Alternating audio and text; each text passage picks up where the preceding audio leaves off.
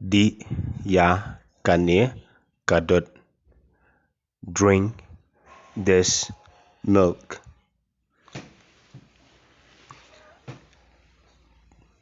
Drink this milk.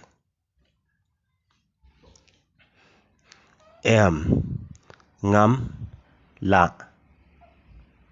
No, I can't. Balay pim la di. Why can't you drink?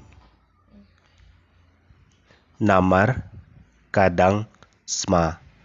Because it is still smelling. Nga la dam khleh Horlicks. I have mixed Horlicks. Khleh kham bon. Mix some more. Kaei ka babha. Whatever it is good. Come do bang.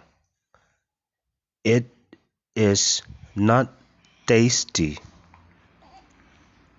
Kaei ka sniew. Whatever it is bad. Ka bang bha. It is very tasty. Bam kine jhur. Eat these vegetables.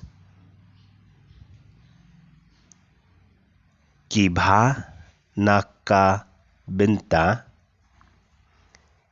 It is good for ka jingkoit, jingkhiah, jong your health.